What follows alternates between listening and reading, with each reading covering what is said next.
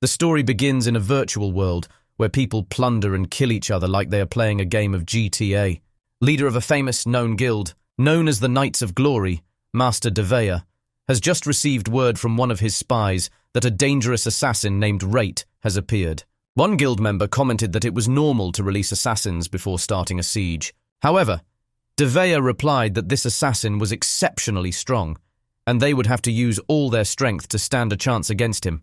Just then, Master Devea spotted a flock of birds flying towards them, and ordered clan members to shoot them all down. However, the guild members thought that attacking the birds was just a nonsense and a waste of time. But those birds are no ordinary birds. They are mechanical birds controlled by Rate. They had had enough and began to counterattack the guild. A huge explosion occurred, and unfortunately, Master Devea was the only one to suffer the fatal blow. She lay on the ground, her skin looking like an over-grilled steak. Her teammates screamed her name in pain. Suddenly, Devea pulled the Jesus card and was immediately revived, with magic circles rotating around her head and body. Devea says it's all thanks to the magical sacrificial tool she wears around her neck. This item has the ability to replace its wearer when they suffer fatal damage, and is so powerful that it helps the user avoid death, a rare feat. Everything was arranged by Rate, making the guild members realize the true level of his danger. Devea also warned that the sacrificial magic tool had limitations and needed time to reactivate, so they should not be as subjective as before. Just a few moments later, Devea noticed something strange on the ground. But before she knew it, flames from another explosion engulfed her. She collapsed to the ground, her body weak and exhausted. Suddenly, a pillar collapsed, falling straight on her. With her last breath, Devea began to wonder how there could have been explosives in this building. Devea wonders if this whole situation was Rate's plan, and if the explosives could have been placed since the building was built. Immediately afterwards, one of Rate's mechanical birds flew around the area under his control at his headquarters to inform Devea that the explosion just now was not an ordinary explosion, which is a magical energy injection device. At that moment, the mechanical bird announced that Rate had just received a new letter. Congratulate him on completing his mission. As a result, he received a gold bar as a reward. Rate explains that typically the maximum depth at which an explosion can affect a person on the Earth's surface is 5 meters. Any explosion deeper than that will have no impact, as the blast energy will be absorbed by the ground. However, this is only true if only conventional explosives are used. What Rate uses is a magical energy injection device. When injected with a large amount of magic, it will explode even with the slightest impact. Rate goes on to explain that no matter how solid your assassination techniques are, there will always be someone who finds a way to deal with them. But that doesn't matter to him, because no matter how many measures people prepare against him, Rate will always find a new way to assassinate using his production skills.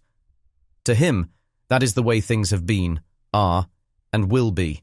Production job is exactly as the name suggests, a job that creates things. However, Rate in real life is a bum and a failure, so he decides to do the next best thing, become an assassin in VR MMO, because his real life is so gloomy and deadlock. The name of this game is Virtual Life Online VLO. In VLO, death is a serious matter, as players will lose 1 level when they die. Not only that, players are also banned from logging in for 3 days, causing serious consequences, especially for high-level players. Losing 1 level means losing 100 hours of play. All the effort is likened to a box of cheap chopped liver. But the developers of this game are not lenient. They also create a more severe punishment, a complete ban on logging in for a long time. For example, if a battle between guilds over territory occurs, and a guild's main force is knocked out and cannot re-enter in time for the battle, that guild will certainly fail. There have been many guilds that have had their key forces eliminated at the worst possible time, leading to the complete disbandment of the guild in important wars. However, in VLO, player death is rare. In the worst-case scenario, the player is simply unconscious and needs to be revived in town. There are only a handful of big bosses and a few other players. Only have the ability to successfully kill other players. If you get killed too often, like in any other MMO game, you will be considered useless. In battles between top guilds, each guild often hires dozens of assassins to assist. Therefore, witnessing a fight between 2 or more assassins is not uncommon, especially when it comes to assassination battles. Rate is considered a special assassin that everyone recognizes, except his family. He's not your average assassin with artery-slicing skills or the boring use of dual swords. Instead, he makes a profession of producing and using poisons and explosives to destroy enemies. Rate clearly understood that he would lose if faced head-on. But he didn't need to do that because his assassination method had no countermeasures. To clarify, if an assassin targets a high-level guild, he will be considered excellent if he has a success rate of 15% or higher. However, Wright's successful assassination rate exceeds 99.9%. According to calculations, this means that failure for him almost never happens. Wright has received over 1,000 assassination missions and has only failed once. He is confident that his success rate is the highest among all the assassins in VLO. While Wright was walking through the city, he suddenly received a letter, not the usual type of letter he usually receives. He opened the letter and saw that it was from a player named Goddess Mises, who was asking for his help. Wright wondered who Goddess Mises was and immediately thought this was just a joke. Because in VLO there are restrictions on character naming, any name containing the word God or 69 is banned. This made him believe even more that the letter was just a meaningless hoax, especially when the sender claimed to be Goddess Mises. Even though he didn't believe she existed, Wright still searched for Goddess Mises, thinking that if she was real, he would be able to hear her voice. Unexpectedly, the device connected successfully, and he heard her voice clearly. Wright then asked how she could use a name containing the word God, and if the ban would be lifted. Goddess Mises replies that she has that name because she is truly a god, and is also the one who created this game. With admin rights, you can choose any name you want, including Godslayer 69. Wright heard that but didn't believe a word of it. She claims to be the game's creator, making Wright wonder how paranoid this person is. Still, he decided to follow the story and asked for the mission details. She explains that the mission is to assassinate a god from another world, known as Moca Recap. Since Wright knew the names of all the strong players by heart, he realized he had never heard of this name, and quickly concluded that this would be an easy target. All he needed was the target's location. Wright was focused, committed, and very professional, so he immediately asked about the reward for this mission, asking to be paid in gold.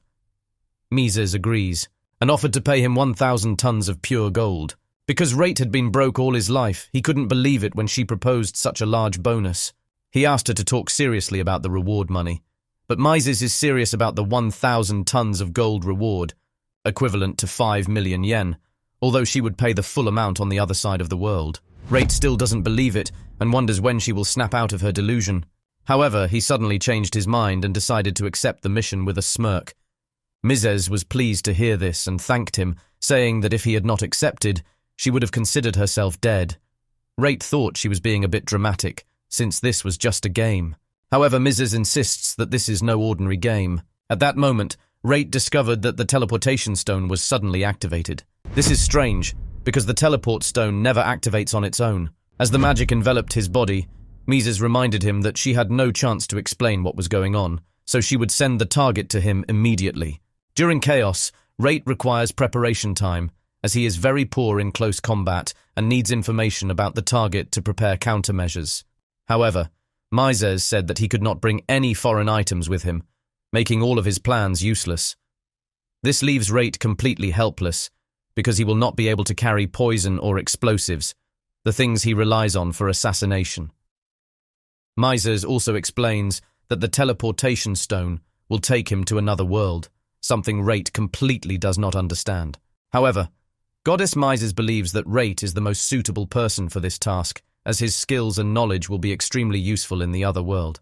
His target is the evil god Moca Recap, the only god left in that world. Wright appeared in a green meadow, with his hand on the ground, wondering where he was.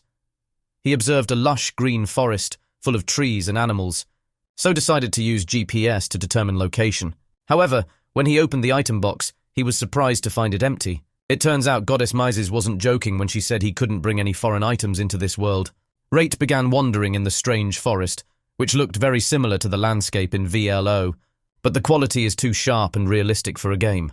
This scene made him gradually believe in Mises' words, that he had really been transported to another world. At that moment, Goddess Mises' voice rang out from the communication device he had used to call her before. Mises apologizes for taking Wright to the wrong location, explaining that her powers are not strong enough. The population of her followers has plummeted, leaving her unable to use her full power. Wright was still confused, not understanding what she was saying. Mises goes on to explain that the source of the god's power is the believer's faith. If a god loses all its believers, they will lose their power and eventually disappear. When a god disappears, all memory of them vanishes from the world. Rate realizes that being a god is not easy. Mises also said that all the other gods were destroyed by the evil god Moca. Rate finally understood the situation, realizing that he had been summoned by a goddess in her final moments to assassinate her rival god. Rate then asked the obvious question. Aside from Mises and Moca, have all the other gods disappeared? Goddess Mises confirmed that it was true.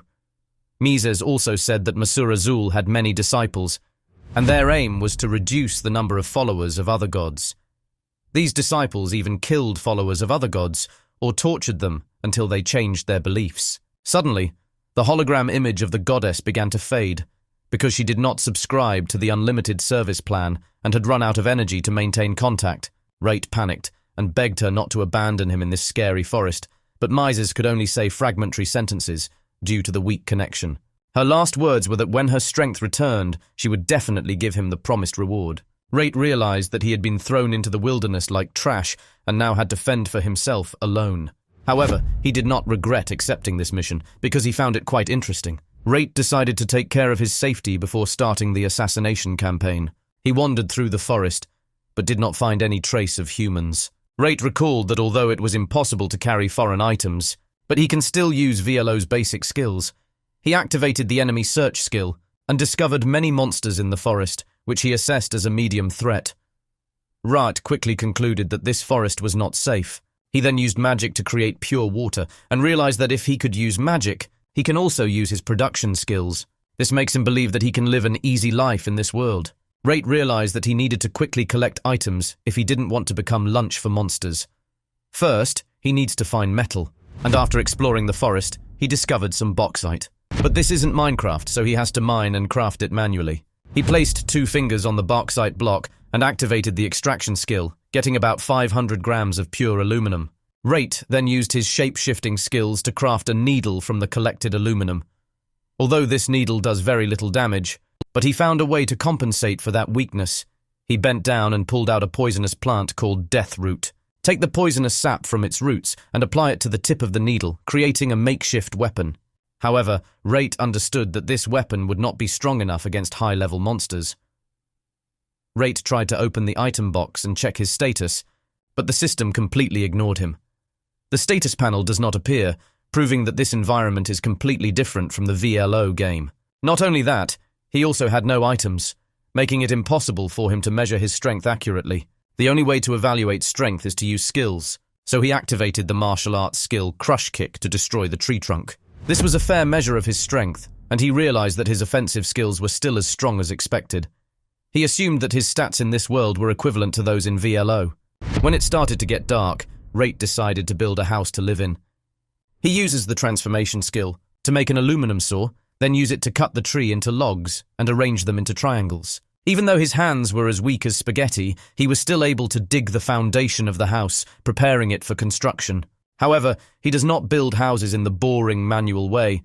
With the help of magic, he can build a house in a few minutes. Once completed, Rate walked in and enjoyed the smell of his new home. But he quickly realized that this house was too big for one person to live alone, large enough to hold a grand party, but lacking the most important thing: friends. After that, he decided that he needed to get more food and, more importantly, find some magic stones, mana stones. Rate wants to create artifacts, items that use magic stones as a power source to activate a variety of spells. However, magic stones can only be found inside the monster's body and must be retrieved manually. So he decided it was time to go hunting. The amount of aluminum collected is not enough to make a proper melee weapon, and poison needles will poison the prey's flesh. He decided to use a piece of wood, combined with the transformation skill, to create a wooden bow. Next, he needed a bowstring, but making it was not simple. Rate extracted fibers from the tree trunk, and while the fibers were still elastic, he wove them into thread. Then, he braided the threads together to increase durability. After an elaborate manufacturing process, the bow was completed. He also made additional arrows from leftover aluminum. When everything is ready, Rate enters the forest and uses the skill to search for enemies. He detected the nearest enemy at 2 o'clock. So, he climbed up a tree branch, posing like a professional archer, making even Green Arrow take off his hat. Rate discovered a large frog sitting on a rock and wondered if it was edible. He shot an arrow. The arrow hit the target and pierced the frog's side. However, the arrow was not strong enough to defeat the frog. The angry frog discovered the location of the shot and jumped quickly towards the tree where Rate was standing. It jumped very high, approaching the tree branch where Rate stood. But when he arrived, Rate was gone, as if he wanted to say, "Not this time, baby." Rate appeared right under the frog, at the perfect angle to deliver a fatal shot at this ugly creature. Even though many arrows pierced its body, the frog still refused to give up and prepared to launch a final attack. It launched its disgusting tongue at Rate, but he simultaneously fired a precisely calculated shot, aiming straight at its uvula. As soon as the arrow hit the target, he calmly said, "When one shot isn't enough, just shoot a few more times and you're done." After completing the task, Rate returned home and started thinking about processing frog meat. Apparently, he had decided to cook the frog meat he had just hunted. After cooking the meal, Rate commented that frog meat tasted like chicken. However, he thought to himself that perhaps the wildlife had made him crazy when he saw the food becoming so attractive. With this hearty meal, his survival has now shifted to super easy mode. However, monster frog meat is not something that can be eaten carefree, because it contains about 10 poison sacs. Rate be careful not to break any of the bags, because otherwise the entire meat will be contaminated. Finally, he obtained the magic stone, Mana Stone. And based on the monster frog's power, this magic stone is equally strong. That means this stone will be very useful to him. By this point, he had food, magic stones, and defeated a monster. Now, his ultimate goal is to destroy the evil god Masurazul, although he is still uncertain about this god's evil nature. In addition, he did not completely trust Goddess Mrs. from the beginning. But that no longer mattered to Rate, because he had accepted the contract with Goddess Mrs., and his mission was to destroy the target without further argument. A few minutes later, Rate decided to create some artifacts using the magic stones obtained from the ugly frog. He sat down and decided that he would create an artifact that could detect magic. However, he only had a vague memory of the production process, and the available ingredients were quite lacking, but he still decided to give it a try. Rate uses his transformation skill to create a tool, similar to a magical hammer, used to infuse magic into materials. He started tapping on the metal surface with this tool, and the process of making the artifact officially began. The artifact he is creating will be used to detect magic, that is, sources of magical power used to cast spells. Rate knows that both animals and monsters can possess magical powers. However, only humans can use this artifact, meaning it only activates when someone nearby uses magic. After a period of continuous hammering, a spike formed at the tip of the original rectangular metal plate, acting as an antenna to increase the device's sensitivity. It is no exaggeration to say that the quality of the magic detector depends entirely on the strength of the magic stones and spearheads used to make it. Therefore, the spearhead was not crafted using Rate's transformation skill, but was infused with magic and slowly shaped while the enchantment was bestowed layer by layer. Simply put, transfiguration magic cannot compare to blacksmithing and conjuration. After a while, the spearhead was saturated with magic and reached its limit. This is the maximum level that the material can withstand, so Rate decided that the device was complete. Then, he chanted the spells Bind and Bestow, marking the completion of the magic detector's construction. Rate believes that this device can detect any magic within a radius of 1 kilometer, but still want to test it out. He used magic to fill a glass of pure water, and the device immediately detected it. That proves the device is working correctly. Rate took a sip of water, enjoying his work. But right after that, his stomach growled loudly with hunger, signaling that it was time for dinner. Rate took the frog meat he had collected earlier, threaded it into skewers and placed it around the firewood to grill. He sat down next to the firewood and tried to use the skill Forge Fire to light a fire. However, after trying to cast the spell, Rate was exhausted and ran out of mana. Therefore, he decided to conserve his magic power and only use the minimum amount necessary. A moment later, the fire flared up and the meat began to cook under the heat. Rate intended to take the meat out to eat, but decided to leave it on the fire for a little longer. He also hoped that this dish wouldn't give him diarrhea, because he hadn't built a toilet yet and didn't want to create an awkward situation in his pants. Suddenly, his two brain cells collided, and he came up with a brilliant idea. He decided to indulge in a little luxury by seasoning the meat with salt. When the meat is cooked and seasoned with enough salt, Rate blows gently to reduce the heat, then takes the first bite. He was amazed that just a little salt made a big difference in flavor. Rate once thought that frog meat would be very bland, but in reality it was surprisingly fatty. After the meal, looking at the remaining pile of meat, he began to wonder what he would do with this meat. Rate wants to find a way to preserve that meat, but realizes that magic stone is needed to make a refrigerator or freezer. However, the only way to get the magic stone is to fight monsters, and he was in no mood for that. So, he thought about storing the meat in the item box, but was afraid that it would rot. Even though he knew it was a stupid idea, Rate still put meat in the item box because there was no other way. He told himself that if the meat was spoiled, he would consider it later. Because he didn't have a mattress, he temporarily lay down on the wooden floor. Rate then realized that it was time to search for the people in this world, but he wasn't sure if they were friendly. He understood that a stranger he met could immediately attack him just because of his ugly face. Therefore, he knew that he could not go out without careful preparation. Meanwhile, he decided to focus on brewing magic potions.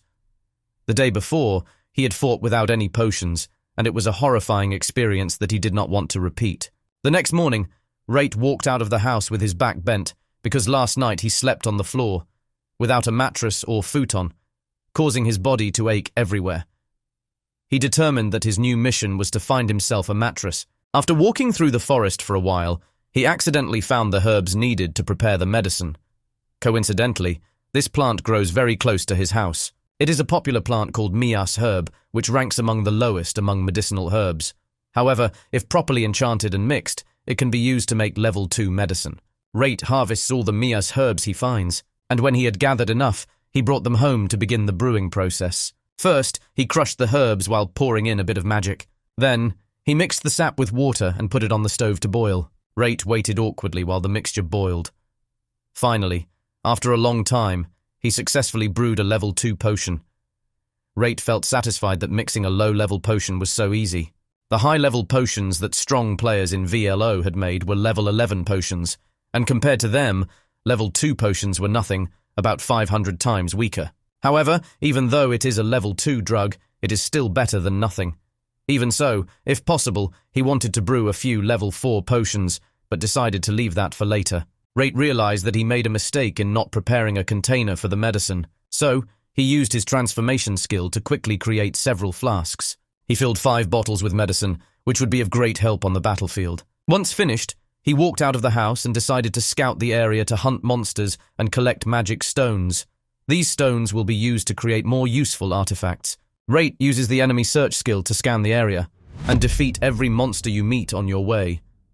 He obtained a large amount of magic stones, enough to create many necessary artifacts. The first artifact he decided to make were flash grenades. He started by using magic to crush a magic stone. This felt like a waste, but it was impossible to create a flashbang without breaking the magic stone, so he had no other choice. Rate crushes the magic stones until they become a fine powder, called mana fragments. The next step is to infuse these fragments with magic. However, even when infused with magic, the effect is only fleeting, as each fragment only emits a faint light for a moment. However, combining hundreds of thousands of fragments will create a dazzling light. Rate understands that powder cannot be used in its original form, so he used the fusion skill to turn the powder into a solid container. He feels unsafe with only 1 flash grenade, so decided to make 3 to be sure.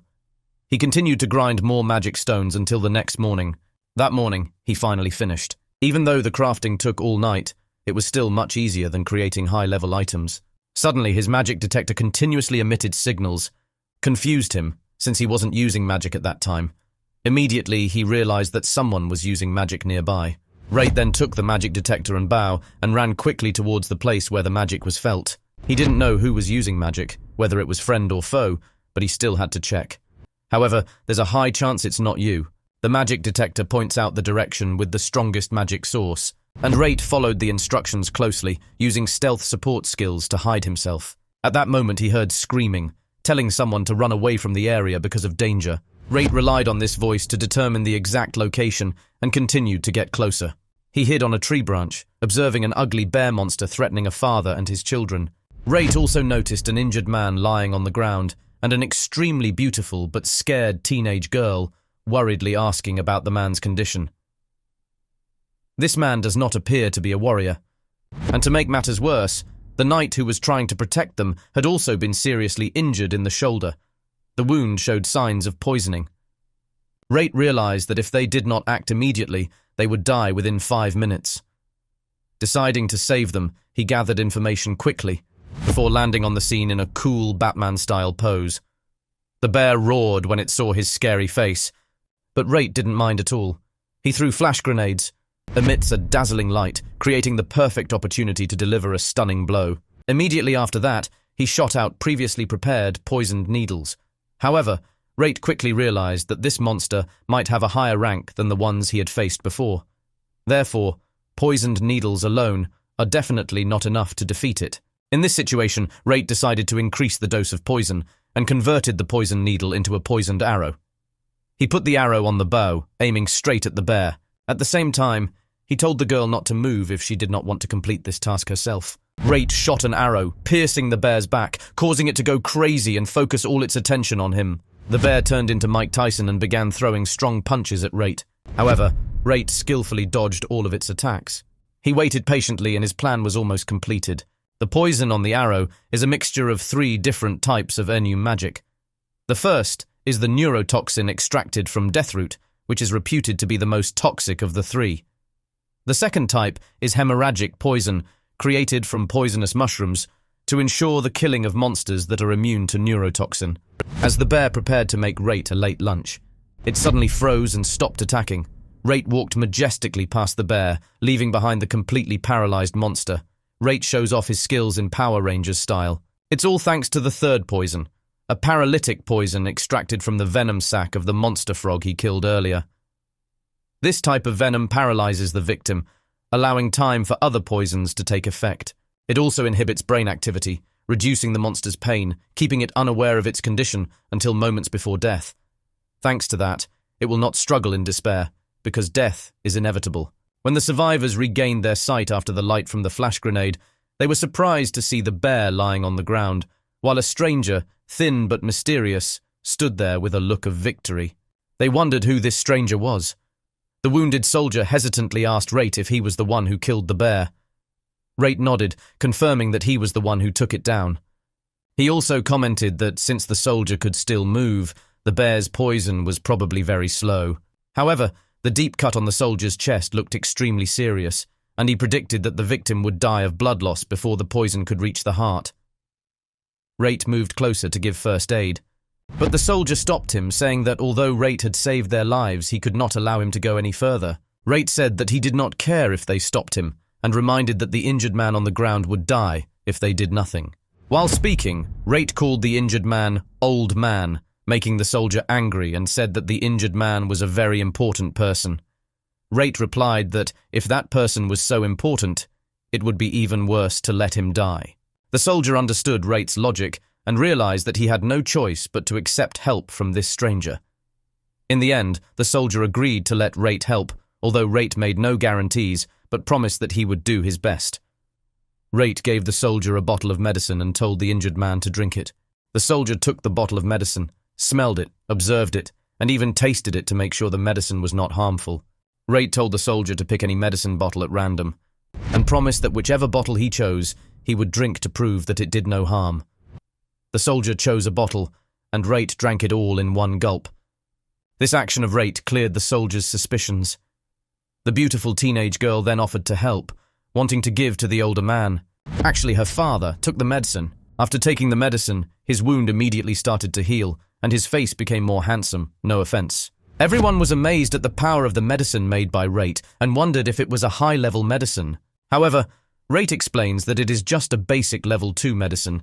He was surprised, but thought that perhaps they were not familiar with making medicine. Rate then gave the soldier a recovery potion, asking him to drink it because the soldier was also injured. The soldier humbly replied that he was just an ordinary guard, so he should keep the potion for someone else who needed it more. Rate scolded him to his face and told him to shut up and drink that bottle of medicine right away, because he still had a lot of medicine left. After the soldier finished drinking, he said that he owed Rate. However, Rate reminded him that if he did not quickly deal with the bear's poison, he would still die even if he took the medicine. The soldier was shocked to learn that Rate could do something with the poison. Rate inquired about the soldier's condition and asked how far the venom had spread in his body. The soldier replied that he only felt slight numbness in his fingers. Rate immediately deduced that it was a paralytic poison and if left alone, the poison would spread to his heart, causing him to slowly die. However, Rate could not prepare an antidote right in the forest, so he offered to take them to his house to prepare an antidote for the bear's venom. The soldier carried the wounded man on his back, and the group walked together to Rate's home. When they entered, they were stunned to see a house like Rate's existing in the middle of this harsh wilderness. Rate commented that although the house was beautiful, it was still quite empty. Rate urged them to wait in the living room so he could prepare the antidote and bring it to them. The soldier wondered if Rate was a doctor, as he was clearly knowledgeable about medicine. Rate replied that he was not an expert on medicine. He just knew how to do many things. Rate then advised the soldier to follow how to prepare the antidote if he wanted to ensure his own safety in the future. The soldier accepted the advice, but asked for a few minutes to put the frail old man to bed. A moment later, Rate offered the soldier a drink of water, and he drank it immediately without hesitation. Rate asked about his condition, and the soldier replied that his entire arm was completely paralyzed.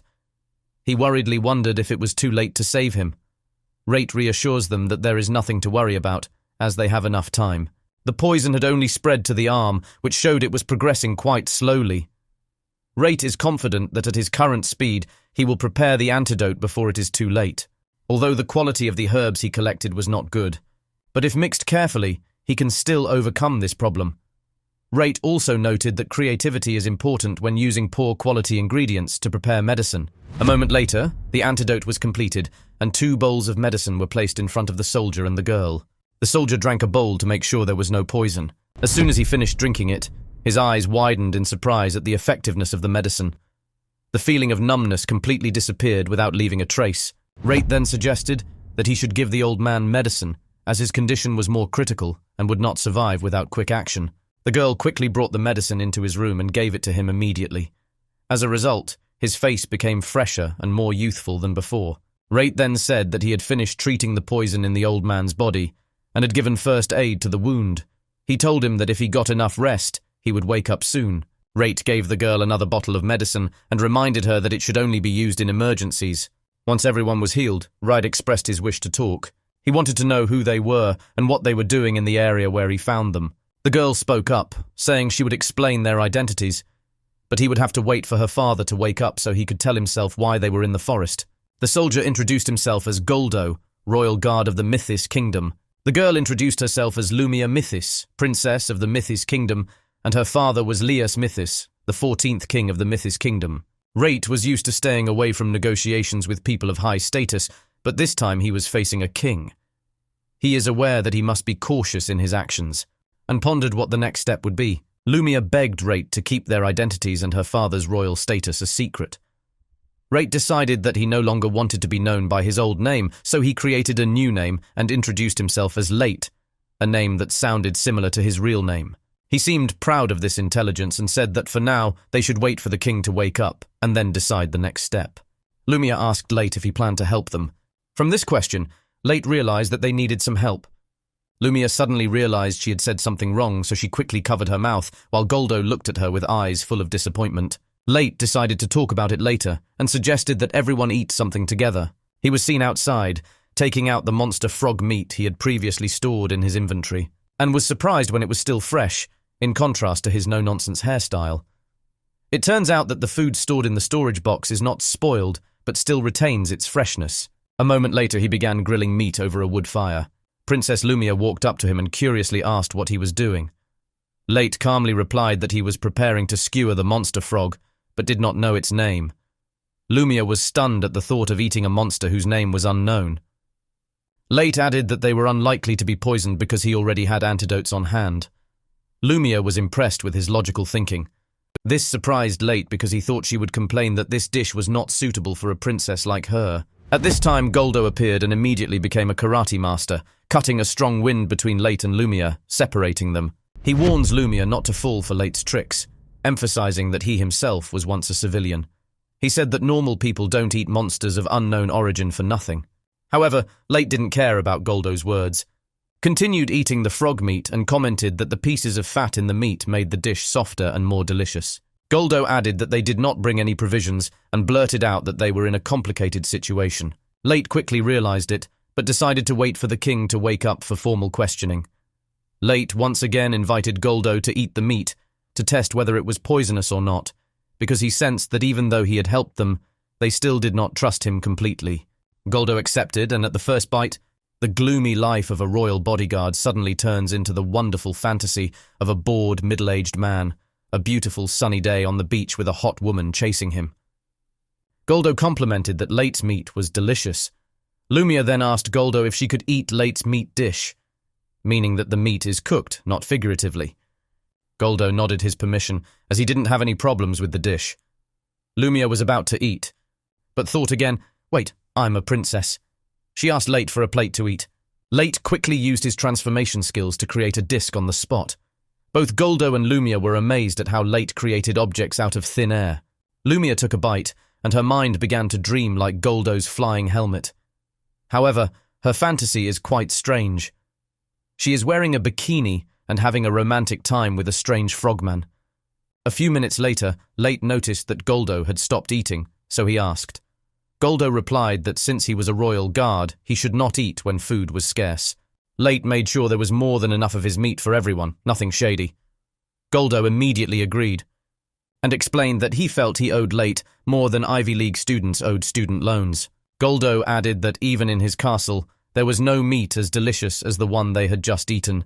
Lumia remembered that Late said this was frog meat, and she was surprised that the frogs in the forest were so delicious. Lumia questions whether this could be a Gallia frog. Goldo reminded her that the Gallia frog was difficult to prepare, and that it was not a species that anyone could find easily in the forest. However, Lumia said that she had eaten Gallia frogs before, and they tasted exactly like the frogs Late cooked. She also remembered that when they were in the castle, the king requested this dish once, but out of hundreds of royal chefs, there was only one who could make it edible. Late wondered and asked, "So what makes it so difficult to prepare?" Goldo explained that inside the Gallia frog's body, there are about 10 fragile poison sacs. If you accidentally tear one bag, the entire frog will be poisoned and cannot be eaten. The way to prepare Gallia frogs sounded familiar to Late, so he took out the frog meat he had hunted and asked if it was a Gallia frog. Lumia and Goldo were surprised to realize that it was indeed Gallia's frog. Moreover, its body was completely unharmed. Late gave the frog dish to Goldo, and at the same time stuffed it hard in his face, making Goldo irritated by Late's brazenness. Suddenly there was a knock on the door, startling Late because he didn't expect anyone to visit his house so suddenly. Goldo loudly asked who was standing outside the door. A voice replied that he recognized Goldo's voice and introduced himself as Russell, his teammate. Goldo told Raisel to come inside, and a boy who appeared to have skipped all his gym sessions entered. That was Raisel, the other royal guard in the royal family. Raisel saw Princess Lumia and was happy that she was safe. Goldo asked Raisel if he had found any help. Raisel replied that he had not found anyone, and that this was the first house he had seen on the road. When he knocked on the door, he discovered that everyone was inside. Raisel then stared at Late and asked with suspicion what this stranger was doing here with the princess. He also wondered about this place because it seemed strange to him. Goldo explains that this is Late's house. Raisel was confused when he heard that name and wondered if Late was friend or foe. Goldo makes it clear that Late is just a civilian, despite not looking like one. Princess Lumia added that Late helped them a lot. He killed the monster that attacked them and healed everyone. Even the king is currently resting in one of Late's rooms. The king was poisoned by the monster, but Late created an extremely effective antidote, and thanks to that, the king will be okay. Rosel was suspicious of the strange convenience when a stranger like Late suddenly appeared and was willing to help so enthusiastically. He suspected that Late had an ulterior motive and urged Goldo and the princess to leave this place immediately. Lumia reminds Rosel that the forest is full of dangerous monsters and there is no safer place than this house. She was also unhappy with the way Rosel talked about the person who saved both her and her father's lives. Rosel was shocked at the way the princess raised her voice at her, because it was rare for her to be so angry. Late then opened and closed the window to demonstrate that they were not captive. He made it clear that if he really had bad intentions, he wouldn't let them roam freely in the unlocked room. However, Raisel still did not believe Late's story. Late calmly said that if he really wanted to, he could kill them all, even if they all attacked him. But he didn't, because he had no intention of doing so. He used Raisel as an example, pointing out that he let his guard down and had many loopholes. Late emphasized that if he wanted, he could kill Raisel on the spot. Finally, Late taunts Raisel, calling him pathetically weak, while praising Goldo as the strongest of the group. However, Late said that it would still take him about 10 seconds to kill Raisel with just the weapon at hand. Raisel angrily warned Late that he should be careful what he said, calling him dirty and arrogant.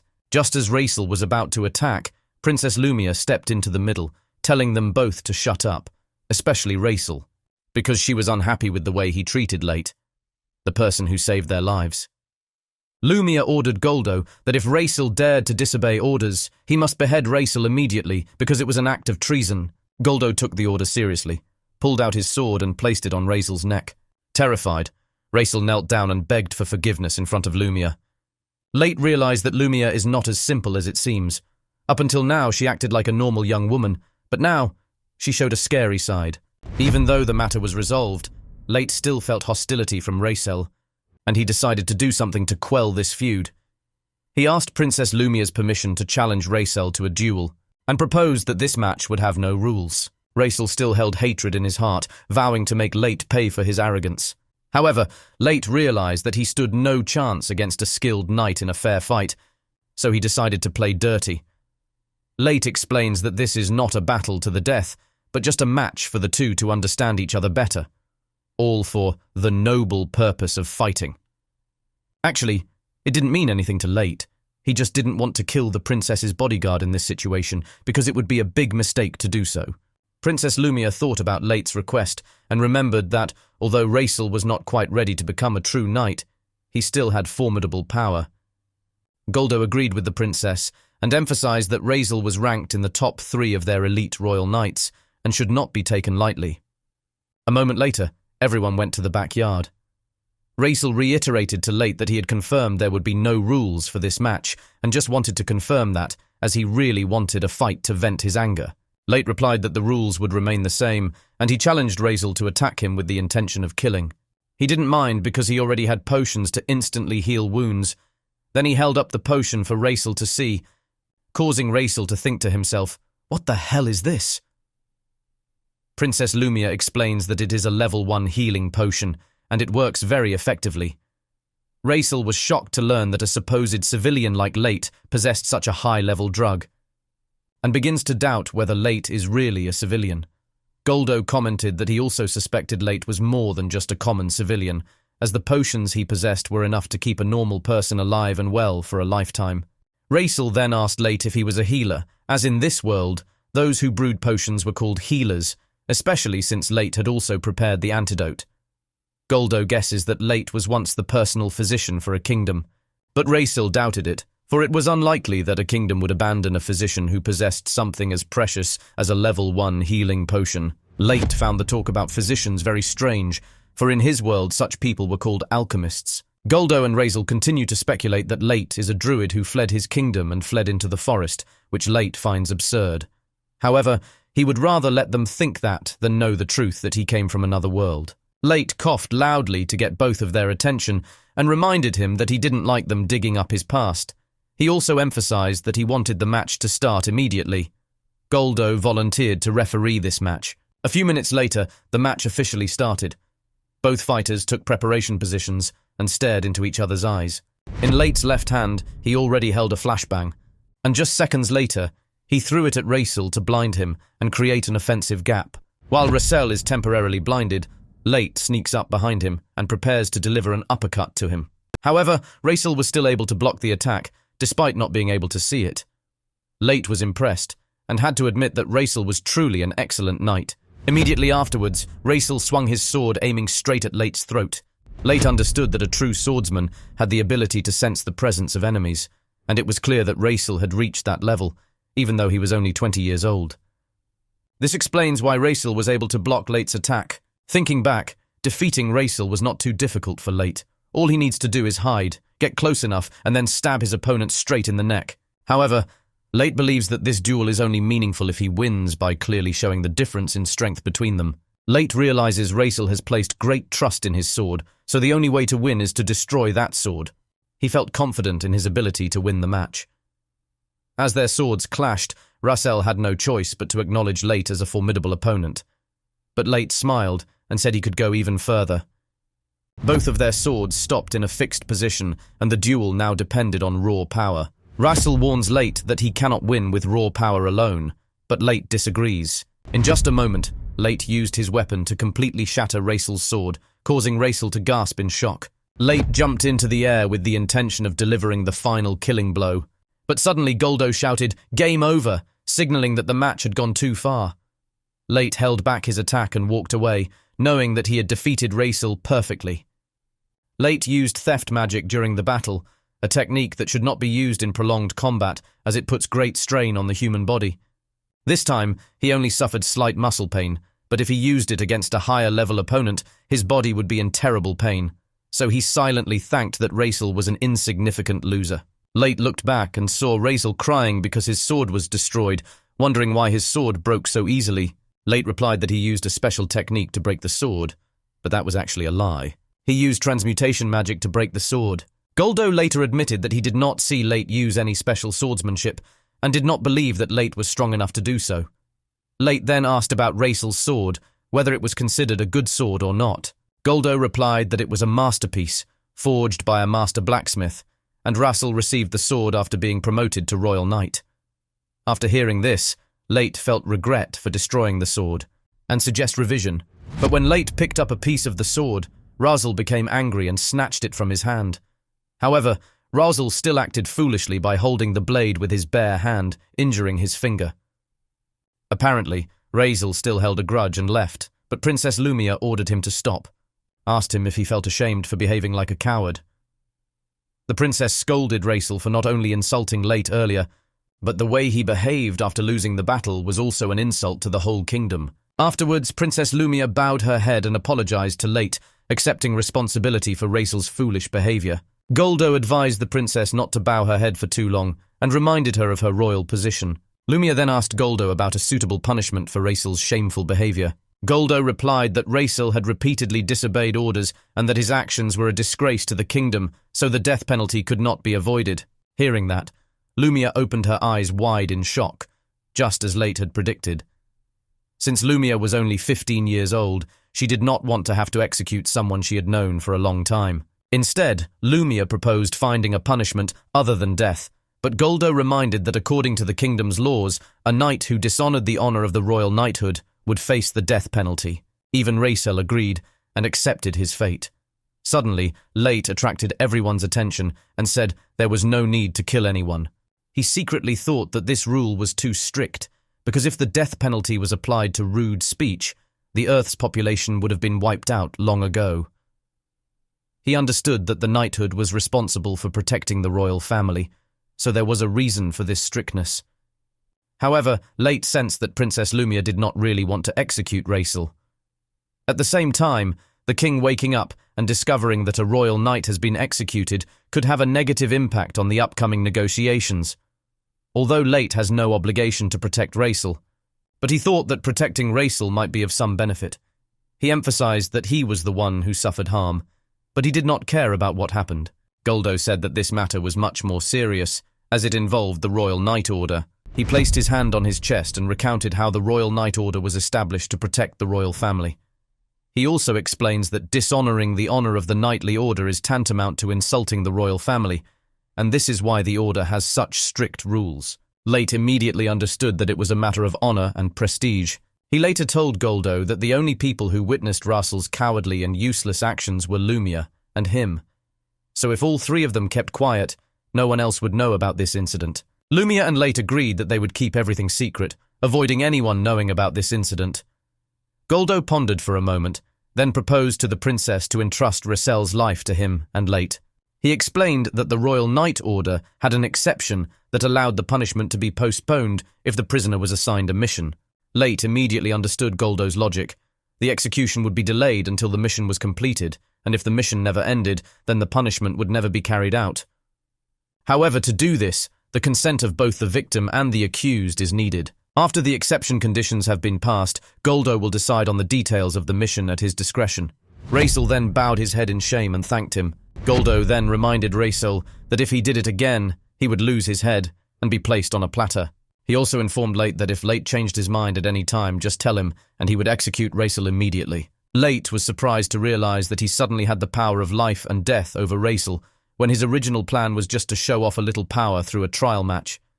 He never expected things would go this far. That afternoon, Late brought an extra bowl of water for Princess Lumia so she could wash her unconscious father's face. When Late touched the bed, he asked Lumia if the bed was a bit hard. Lumia sat down to feel it, then commented that she found all the furniture in this house to be first class. Late smiled and said that he planned to use a piece of Raisel's sword to make an even better bed. Late smiled and said that he planned to use a piece of Raisel's sword to make an even better bed. Lumia thought Late would use the sword to make a metal frame for the bed, but instead he used it for the mattress. Immediately she thought he intended to use it for torture, and reminded that even if there was a good reason, torture is still against the law. Unless you know the royal family, then you might get away with it. Late assured her that he wasn't planning on torturing anyone and was just making a normal bed. Lumia probably imagines a bed with swords sticking out of the mattress, which sounds crazy but isn't actually a bad idea, just kidding. Then, Late used transformation to create the spring, make a support frame for the mattress. While he was preparing, Razel watched him use the sword to create, and as if he couldn't get any uglier, Razel's face became extremely ugly. At that moment, Goldo shouted his name, asking Razel to get back to work. Not long after, Late finished installing the springs for the mattress, added a cover, and used magic to put it all together. After finishing, he sat down on the bed and commented on how comfortable the bed was, then suggested Lumia try it. Lumia watched and was amazed to see that Late had crafted this wonderful bed from metal sword pieces. She sat down and the springs launched her into the air. Upon landing, Lumia excitedly commented that she had never seen a bed as wonderful and soft as this in her life. Lumia began praising Late, not only because he could make wonderful medicines, but also because he could make an excellent bed from sword fragments. He also realized that if he mass-produced it, he could make a big profit, but he actually wasn't too interested in that idea. Late told Lumia that he would go around the house to make a few more beds like that, because he had free time. After Late left, Lumia jumped onto the bed like a small child, which in fact she was. She also tried lying in all kinds of positions. Sleeping position, of course. Just then, Late came in and threw her a pillow he had just made. Lumia hugged the soft pillow tightly and blushed as she watched Late leave the room. A while later, Lumia saw Late working and had a request but hesitated whether to say it or not. Late noticed this and asked if she needed anything. Finally, Lumia asked in a low voice if she could take this bed back to the palace. Late was surprised because the only thing she was hesitant about was the bed. He said it didn't matter, as long as he had enough ingredients, he could make as many more as he wanted. This made Lumia happy, and she thanked him while hugging her pillow tightly. Meanwhile, Razel was forced to work until he was exhausted. The next morning, Lumia was surprised to see that her father had regained consciousness. The king was also surprised because he was still intact. Late explained to him that it was all thanks to the level 2 potion he had prepared himself. The king laughed in disbelief, because he couldn't believe that an ordinary person could make such a medicine. King Leos then asked Late to prove his prowess by making a potion right before their eyes. Late agrees, but on the condition that the king must explain why he was injured in the forest. The king stared at Late with cold eyes, asking in return if he dared to negotiate with the king. However, the king's stern gaze quickly turned into a smile, and he accepted Late's request. But only after he created a real level 2 potion. Lumia worriedly asked her father if he was sure about this decision. King Leos reassured his daughter, saying that he really needed someone to help him, and that a physician capable of making level 2 potions would be very useful to him. Together they went into the kitchen, where Late began making the medicine. He laid out the ingredients on the table, including mehia grass as the main base. Then Late put the grass in a bowl and started grinding it with a pestle. The king praised his skillful execution. Late humbly replied that it was because he was a professional physician, even though that was just a lie. When he finished grinding and achieved the desired consistency, he began to boil the mixture. The medicinal pot continued to boil until night fell, and it was finally completed. The vial appeared transparent red, showing that it was a true level 2 medicine. He then poured the medicine into the bottle and got it ready for use. Causing Goldo and Lumia to scream out of concern for him. He opened the medicine bottle and poured it on the wound. Immediately the cut is healed. Even Late was surprised because the king experimented on himself as if he were just an ordinary commoner. The king then said that he could not experiment on other people, and that if the medicine really worked, there was nothing to worry about. The king, princess and Late sat down and talked. King Leos decided to keep his promise by explaining their situation. However, Late must swear not to reveal the content of this conversation. Late agrees. and the king finally confessed that their mission here was to assassinate. The king reveals that the prince's bodyguard was murdered by a magician named Satarx, who used teleportation magic. Although the king was capable of fighting, he could not react quickly enough and was injured. Late now understood that they were on an assassination mission and relied on teleportation magic to complete it. However, teleportation magic is not strong enough to kill people. But if a trap is set before teleportation, even the highest level players can be destroyed. After the king told the story, Goldo immediately knelt down and apologized for not risking his life to protect the king. Lias asked Goldo to raise his head and reassured him that no one could protect him in that situation. The king then assumed that it was Goldo who defeated the monster in the forest. Goldo immediately corrected himself, saying that it was Late who destroyed the monster. Lias was surprised to learn that someone who was supposed to be a physician could defeat monsters. Late calmly replied, saying that all he did was use poison. At that moment, the king remembered that he had received a fatal wound from the bear and wondered if everything was just a dream. Late then showed the king a bottle of poison that he had prepared from natural ingredients. Lias concludes that Late must be an expert in potions. Goldo also mentioned that, even though Late claimed to be a physician, he was still very good at hand-to-hand combat, and even defeated Racel in mock combat. The king recalled that, even though Racel was useless, his swordsmanship skills were still considered top-notch. Yet an unknown physician was able to defeat him easily. Goldo also mentioned that Late used a special technique to destroy Racel's precious sword.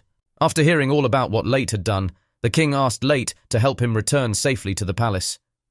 Since the surrounding forest is dangerous, support from an excellent physician like Late will ensure their safety. However, Late did not think that returning to the palace would solve all problems.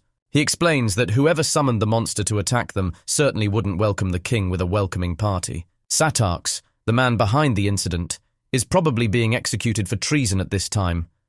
Late also commented that Satarx was inherently a shady character, and if the king suddenly disappeared, Satarx would be the first to be suspected.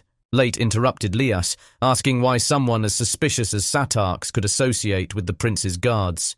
At that moment, the king realized that he had made a big mistake when he assigned the responsibility of protecting Prince Cassus to Satarx. Late then asked Satarx how suspicious he was acting. Lias replied that a series of suspicious deaths had occurred around Satarx, and there were rumors that he put strange things in his food. In fact, the king admitted that he would rather hire adventurers than have Satarx protect Cassus. From what Late observed, Satarx's behavior clearly deserved only execution. The king also realized that he should have executed him a long time ago, but instead, the only punishment he gave him was to wash dirty dishes. Afterwards, he was immediately forgiven. Late then asked if anyone had ever objected to the king's wrong decisions. However, no one spoke up, including the talkative prime minister. At this point, Late began to understand how the magician manipulated the situation. That was mind control magic, an extremely complicated magic to cast. However, Late explains that the degree of success of mind control depends on the level of manipulation. However, if he carefully investigated the abnormalities in his memories, he believed he could solve them. Meanwhile, in the castle, Satarx realizes that the mind control spell he placed on Lias has been broken. He began to doubt whether someone had freed the king from his spell, but to him that did not matter. Satarx swore that no matter what happened, he would not allow anyone to stop Lurus Mar's orders, no matter who it was. He also mentioned that he would cause a person named Rias to slowly suffer pain and despair if Rias is still alive. Meanwhile, at Late's house, the king asked if Satarx were hated by everyone, and Late confirmed it. Suddenly, the three royals widened their eyes simultaneously, as if they had just come out of a heavy trance. At this time, the king realized the bitter truth. Everyone in the castle was still allied with Satarx, despite his brutal actions. Lias did not want to believe that his loyal subjects would collude with the Satarx to push him off the throne. Late simply concluded dispassionately that their politics really sucked. Lias went on to say that there weren't many kings who truly cared about the lives of their people like he did. Since ascending the throne, the amount of money used by the royal family has decreased by more than half compared to the previous generation of royals. However, the solution is not to completely cut necessary political expenses, otherwise he will become empty-handed. Late clearly understood the current situation and was convinced that Satarx had used mind manipulation, causing everyone in the castle to be brainwashed. However, the king did not clearly understand the meaning of the mind manipulation magic that Late mentioned. Late then explains that this is a type of magic used by magicians to control the minds of others, forcing them to do as he wishes. Late knew very well about mind manipulation magic from the world of VLO, but there, only villainous NPCs were allowed to use it, not players. Lumia continues stating the obvious, that no one suspects Satarx precisely because of his mind manipulation magic. However, there was still something bothering the king. Lias realized that Satarx could completely manipulate him without banishing him from the kingdom, so he wondered why he didn't. Late then explains that all royals and high-ranking adventurers are highly resistant to mind manipulation, which is probably why the Satarx chose to banish him from the castle. Lias understood Late's reasoning and concluded that he needed to end the Satarx brutal rule. If Satarx truly uses mind manipulation magic, the kingdom will fall into his hands. However, he still doesn't know how to do that. Late then suggested a radical solution, making the king curious. He explains that if he kills the person using the mind manipulation spell, all those controlled will be freed. However, Lias still did not feel reassured after hearing Late's proposal. He makes it clear that Satarx is not an easy opponent to take down. Late replied that if the simple method didn't work, they should try a more complicated method to get rid of him. Lias explains that the palace's defense network is very strong and sneaking inside is almost impossible. Late replied calmly, saying that if a defense network so tight allowed a mind-manipulating magician to get in, then breaking in wouldn't be that difficult. Lias looked annoyed at Late's complacency and emphasized that only a professional, well-trained assassin would be able to overcome the palace's defenses. He added that even if there were such a person, they would not be able to contact him. Late immediately told them not to rush to conclusions and offered to introduce them to an assassin. Initially, Lias was skeptical that Late actually knew a professional assassin. However, Late reiterated that with the ability to brew level 2 potions, having special relationships was not unusual. The king then admitted that Late had a point, but Lias explains that Satarx cannot be killed by any assassin, as his palace is virtually impregnable. It has defeated many assassins and sneaks in the past. Late immediately asked what inviolable specifically meant. He also asked if the defense system would include legendary barriers such as indestructible barriers, magic impeding barriers, and spatial disruption barriers. These are all the strongest barriers in VLO, and if used together, destroying them will be extremely difficult. However, the king quickly clarified that it was not a legendary barrier. He further explained that the palace's outer wall only had a defensive level, belongs to the immovable barrier class. Late quickly realized that the kingdom's defense system was useless, as immovable barriers were only mid to low ranked in VLO. He asked more about the castle's defensive measures, especially the exterior windows. Lias replied that there was no defensive magic on the windows, as the distance from the ground outside to the window was too far for magic to reach. Late chuckled, realizing that this assassination mission would be extremely easy for him. It's been a long time since he's had an assassination mission this easy. He then mentioned the possibility of carrying out the assassination, but emphasized that everything depended on the reward he would receive. Lias reminds Late that Satarx is a high-level magician, protected by an immovable barrier. Late calmly replied that if he couldn't handle someone like Satarx, then he wasn't worthy to call himself an assassin. Lias said that if a talented assassin like Late described really existed, he would need his help immediately, but was still worried about whether the assassination plan would succeed or not. Late confidently affirmed that the mission would definitely succeed. He even suggested a reward could be paid upon completion, and if he fails, he will kill himself immediately to prove his honor. Lias, after consideration, agreed to Late's conditions and asked to be introduced to the assassin. Suddenly, Late snapped his fingers and all of his assassination weapons appeared, and then introduces himself to all of them that he is a doctor and now an assassin. Everyone was surprised because they thought he was just an ordinary doctor. Then he made everyone a pot of tea. Late went on to explain that as an assassin, being a doctor is actually a valuable plus, because the simplest and most effective way to kill is to use poison to poison the target. He said this while sipping his tea. Lias comments that the Satarx may have prepared ways to deal with all types of poison. Late responded by giving an example of a drug that is undetectable, because it only becomes toxic when it enters the victim's body and creates its own poison from within. Lias then asked Late how he would apply that poison. Late replied that he would disrupt the areas where food was grown for the royal family and spread the poison into the soil so that it could be absorbed by the crops. He would then create a magical flying tool, hide in the clouds, and mix poison into the rainwater, making it undetectable. Lias was skeptical and did not believe that Late could create a magical flying tool so easily. Without saying another word, Late grabbed a piece of metal and used bestowal magic to create a gun. Then, his magical entity threw a cup of tea towards the king. Just as the teacup was about to touch the king, it was shattered by a bullet from Late's gun. Late explains that the purpose of this action is to prove that he can create any magical tool with the right materials. After that, Late asked everyone to stay quiet and leave, letting him carry out the assassination. Lias looked at Late with a serious expression and said that if Late could destroy the Satarchs, he would not hesitate to give him any reward he requested. Lias looked at Late with a serious expression and said that if Late could destroy the Satarchs, he would not hesitate to give him any reward he requested. Late, with a clear and determined tone, replied that he wanted to have a piece of land to use as a workshop, keep all information about his identity a secret, and establish a cooperative relationship with the kingdom.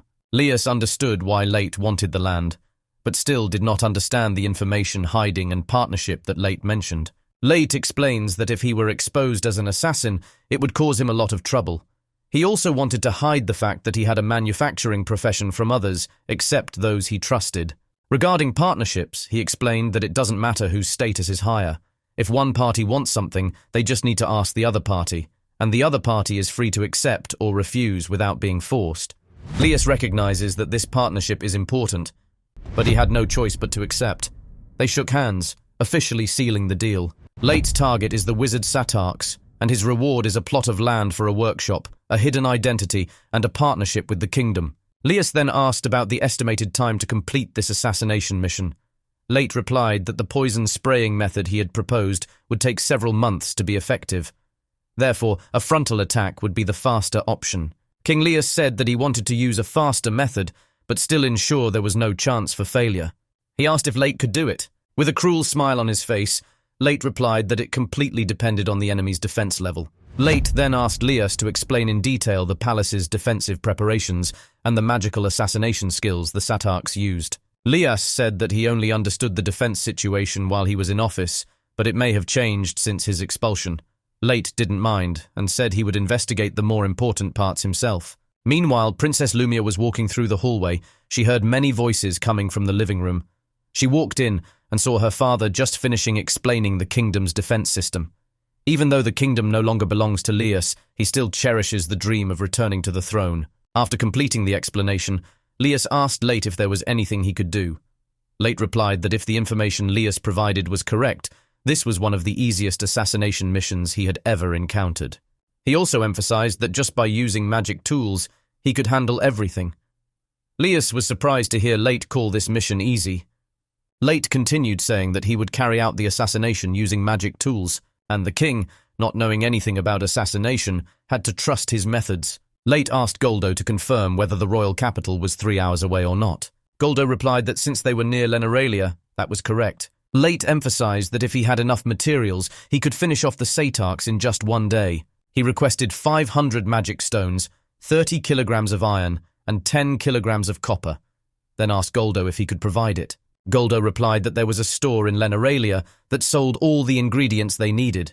However, when Late asked if Goldo had any money, Goldo rummaged through his pockets and immediately realized, "Damn, I don't have any money left." Late turned to ask the rest if anyone had any money, but they were all broke. Despite all his assassination and production skills, Late is still broke. He asked Goldo if they could buy on credit by making an invoice. Goldo replied that he would contact the Night Order to check, but because he did not want to reveal that he was still alive, he hesitated. Late asked if it was possible to find the ingredients without asking the guild. If he could only get copper and iron, he could hunt monsters to find magic stones. However, Lias reminded that 30 kilograms of copper and 10 kilograms of iron was a large sum of money, and getting these materials without the guild's help would be difficult. Late understands that copper is a rare metal, and metallurgical technology in this world is still backward, causing costs to rise very high. He knew that he couldn't ignore these important ingredients, so he decided to sell something to get the necessary money. Late noticed the level 2 potions on the table and asked if he could sell them. Lias replied that he could, but the selling price would not be as expected. Late then asked if he could sell another medicine if there were no time constraints, because he could mix level 4 medicine. Hearing about level 4 medicine, everyone was stunned because it was an extremely rare medicine. However, Goldo doubts whether Late can pull it off. Lias also warned that if Late made such a high-grade drug, he would attract attention, something he was trying to avoid. Lias explains that medicine is extremely valuable in the kingdom.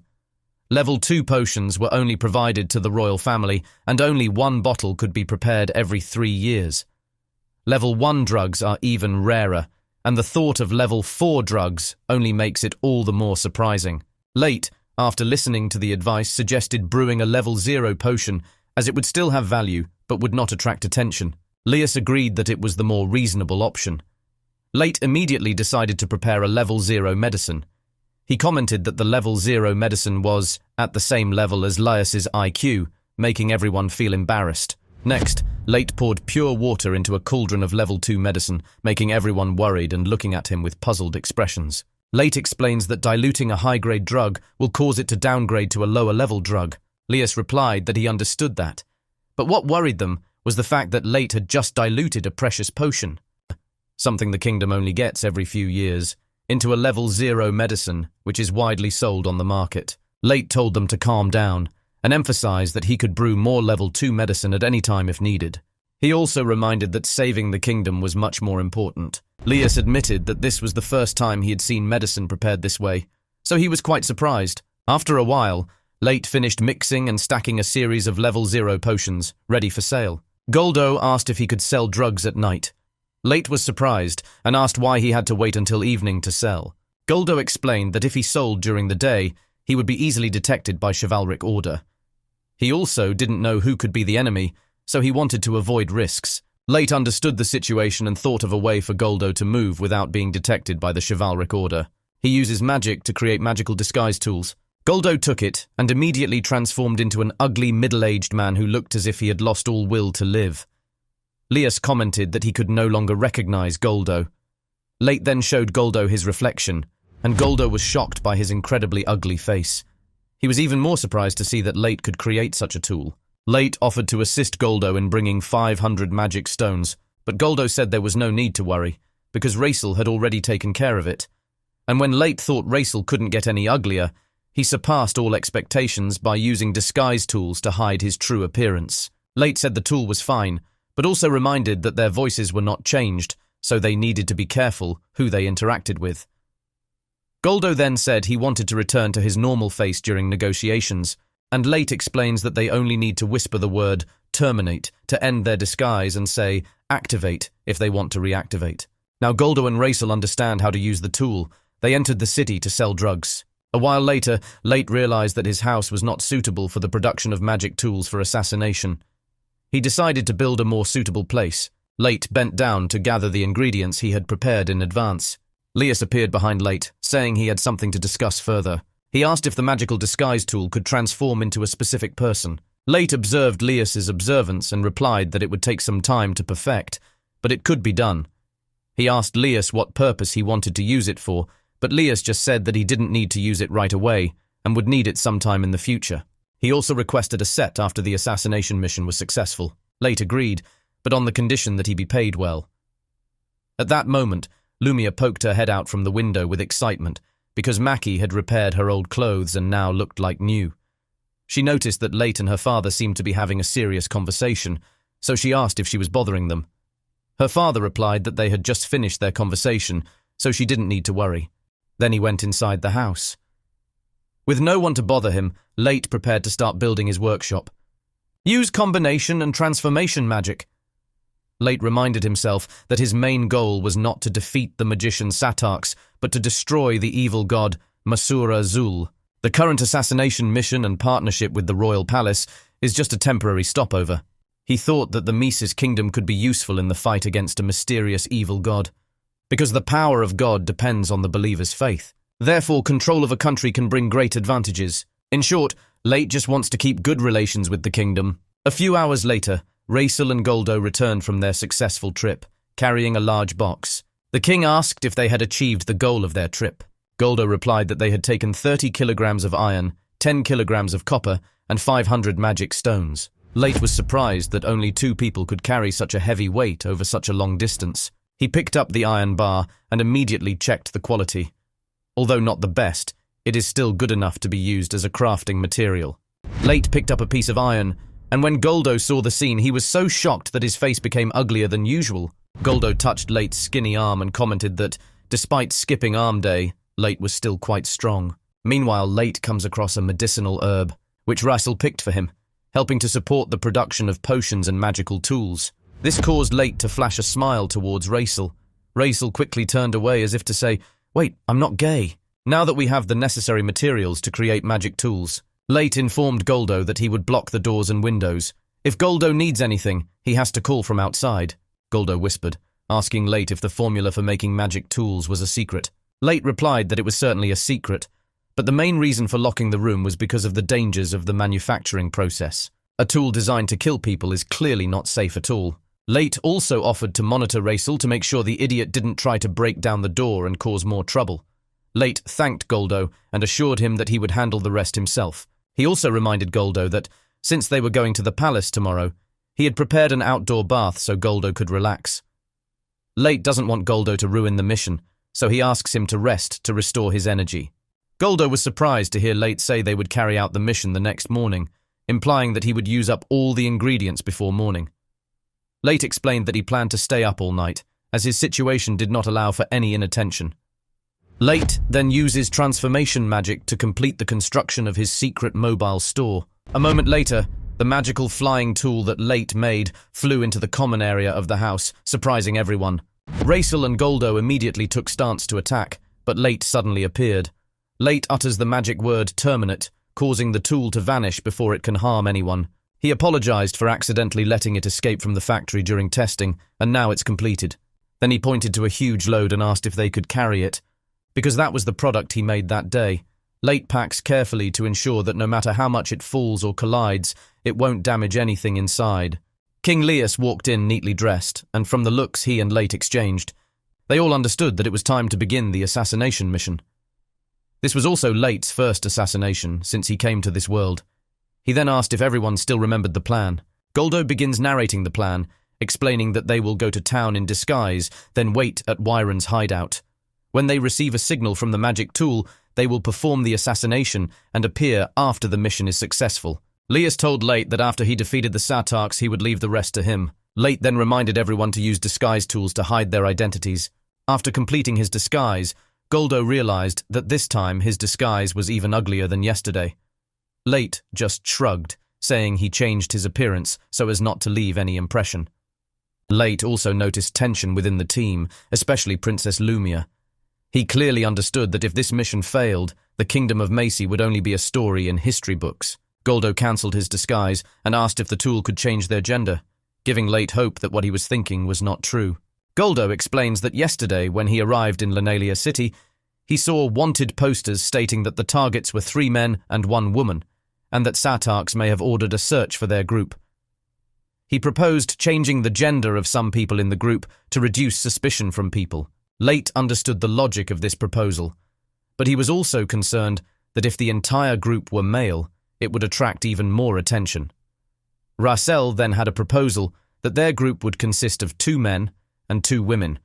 Goldo also finds this proposal reasonable. Late then assigned roles to each of them, with Goldo as the mother, Raisel as the father, and ironically Princess Lumia and King Leus as children. King Leus then mentioned that, since the group was playing merchants, he would be the most suitable person to play the father. However, Late pointed out that based on the information gathered yesterday, it was very likely that there were people in the kingdom watching him. Even if he changes his voice, his way of speaking and his demeanor will still be recognizable, so it's better for him to play a role that doesn't suit him. Late then asked Goldo and Raisel if they agreed to the conditions, and both confirmed that they were willing. Late explains how to change gender by pressing the button on top of the disguise tool. When Goldo transformed into a beautiful and seductive woman, everyone was surprised, but she was a bit too tall. Raisel worried that Goldo's tall figure might attract attention. When Goldo opened his mouth to speak in a frog-like voice, both the king and Raisel quickly asked him to be quiet, warning him not to speak in such a creepy voice in such a seductive body. Princess Lumia couldn't hold it in anymore and burst into laughter, causing everyone to pay attention to her. Lumia then apologized for laughing too much, and the group has finished transforming, ready for the mission. The decisive moment for the Kingdom of Mises has come. We see Late using his shape-shifting technique to create little magical mice. These mice will play a key role in the mission's success. All mission data has been loaded into Late's system, and everything is working perfectly. He ordered the mouse army to start moving, Meanwhile, the rest have reached the kingdom in ridiculous disguises. Everything happened just as Late predicted. The civilians in the kingdom appeared to be talking normally to each other, but their eyes were dull and lifeless, giving off a feeling of being controlled by someone. At that moment, Princess Lumia accidentally bumped into a man who was both incredibly fat and ugly. She shivered in fear, not only because of his physique, but also because of his extremely ugly face. Razel immediately stepped forward and prepared to deal with the man. But Goldo intervened and gave him some money. Receiving the money, the man seemed satisfied and stepped back. After the situation passed, the group continued their journey, not letting the incident interrupt their plans. Goldo then asked Razel if he still hated Late. Razel replied that he no longer held a grudge, as he had realized that if things got tense and conflict broke out between them, the whole plan would go up in smoke. Razel seems to have matured since first meeting Late. He added that this time was too important to let personal issues interfere and ruin the mission's goals. Razel then asked King Lias if he was okay staying in a normal house like this. Lias replied that being in a more luxurious place would easily attract attention and make others suspicious. Therefore, the best place for them to take refuge is Wyron's hiding spot. Meanwhile, Late is using his magical flying tool to scan the entire kingdom, looking for Satarks. With his reputation as a high-ranking magician, Satark's magical power would surely stand out. Moments later, Late felt a powerful blast of magical energy, signaling that the Satarks were nearby. Immediately, he also felt a magical barrier being activated. Late continued to approach the barrier. Realize that it can easily break from the inside upon impact. However, using magical tools to bomb from the outside is not feasible, because the barrier is extremely durable against external influences. This means that, no matter how tight the palace's security is, they completely ignore the underground sewer system that is only about 30 centimeters wide, the path that Late's magical rats will use to escape, infiltrate the castle. At that moment he heard Goldo's voice through the magical communicator he had given him earlier. Goldo reports that they have reached Wyron's hideout, and asked how Late was doing. Late replied that, although he was surprised to discover the windows had magical barriers, it was still not a big deal for him. Goldo then mentions that, just as Late predicted, all the civilians in the kingdom have been brainwashed, walking around like a bunch of soulless zombies. Such a large scale of manipulation reminded Late of the terrifying power of the Satarks. He wondered why Satarks had done nothing with this power until now. At that moment, Late suggested that perhaps the Satarks had been waiting for a specific time. Just then, a thought occurred to the king as to why the Satarks had to wait so long before launching their attack. However, he decided to let it go, hoping that he was overthinking it. He then reminded Late of his request when they were in the forest. It's to protect Prince Cassus if he's found. Late confirmed this, and understood that the king was placing his trust in him. We see a group of servants being allowed into the king's bedroom, where Satarks is sitting on the throne. One of the servants bowed and called him temporary king. Late felt this was an opportunity to move forward, so he directed his magic tool towards the bedroom door. However, he quickly discovered that there was warning magic surrounding the door, which would notify everyone if a stranger entered the room. Late decided to try sniping, but realized that his position was out of range. He was surprised to see that the room was better protected against assassination than he had expected. Late then listened to the conversation, and heard the servant mention that they had sent a series of missionaries to more than 10 towns to promote conversion. The servant also mentioned that about 246 people were contacted and talked to about converting to this new religion. However, Satarks believes that number is too low by his standards. Late heard the entire conversation and understood that he was planning to change the people's religion, but the reason behind this was still unknown. He continued to listen and heard the servant report that the missionaries had tried their best, but there was a strong resistance to changing beliefs after so long believing in the old gods. Satarks commented that ineffective mind control for conversion is a bad result. He ordered his servants to try harder to prevent the country's collapse. Satarks also emphasized that they must rely on the god Lurus Mars. Late was surprised to learn that besides the goddess Mises and the evil god Masura Zul, there were still other gods existing in this world. Satarks then reminded the servant how to deal with those who resisted conversion, which was to persuade them with fists and whips. To accomplish this, they established a punitive congregation, which was scheduled to begin operations the following day. The Satarks approved and blessed the new religion. Late understood that it was just a nickname for a new religion, similar to what the goddess Mises had told him. Instead of convincing the people, they coerced and tortured them, leaving most with no choice but to convert. Late asked Goldo if he knew anything about Luris Mars. Goldo replied that it was a new religion that appeared in their country about 30 years ago. It is a faith that has many practical benefits, and that is why it attracts many followers. Late went on to ask what those benefits were. Goldo explains that those who believe in Luris Mars will receive free bread if they come to church. This faith is based on the concept of charity towards others. However, Goldo also expressed curiosity about the source of money used to provide food. Despite the dark rumors spread about this religion, people still love it. Late concluded that this is a religion that attracts followers through bribery, and the source of the money remains suspicious. Goldo added that there are still some people in the country who believe in the goddess Mises, mainly people of the same age as him, around 30 years old. Meanwhile, most young people believe in Luris Mars. Goldo asked why Late suddenly asked about religion. Late replied that he was just curious. At that moment, Late felt a powerful magical reaction. He immediately informed everyone that they had been discovered and their cover was blown. Just then, an attack was launched straight at Princess Lumia. Goldo rushed in and blocked the attack for her. King Lias and Raisel shouted in concern for the two. The attackers turned out to be two former members of the chivalric order who quickly recognized Lias and were surprised to see that he was still alive, because previously there were rumors that he had passed away due to illness. One of them commented that the power the Satarks had given them was amazing. Their concealment was so perfect that the king was surprised at how they could discover his location. Raisel took a step in front of the king and announced that those two were Barta and Sting, former members of the chivalric order, and that they were probably being manipulated. Barta noticed their curiosity about how their location was revealed and began to explain. He mentioned that it was thanks to Kruen's marking magic. Raisel tells them to shut up because he doesn't believe Kruen is the type of person who would join the enemy's side. Even when being manipulated, they can easily recognize it through the cloudy look in the eyes of those being controlled. One of the two veterans immediately called Raisel stupid, and the other person continued, saying he knew that their group had sold about 100 vials of level 0 medicine at the same time. He also commented that it was surprising that they were able to return to the kingdom from the monster-filled forest in just one night. He continued to ask who had helped them up until now, but Lias simply answered that it was a bedmaker in the forest. Lias then asked the two former knights about their purpose in siding with the Satarks to take over the country, suggesting that perhaps it was for money or power. Both shout power and say that before they were just weaklings. Only a strong king would give them true power, the power to be free, to rule everything, and to take everything. According to them, a weak king, without special power and easily overthrown, is not worthy of protection. These words were exactly what Lias had always feared, that the kingdom of Mises would be reborn under the guidance of a new god. Just then, a mysterious sword appeared from the leg of one of the former knights. Raisel immediately rushed to attack him. Lias kicked a chair towards the former knight's comrades, got him stuck against the wall. Raisel continued to attack, slashing at the former knight and calling him a cowardly traitor.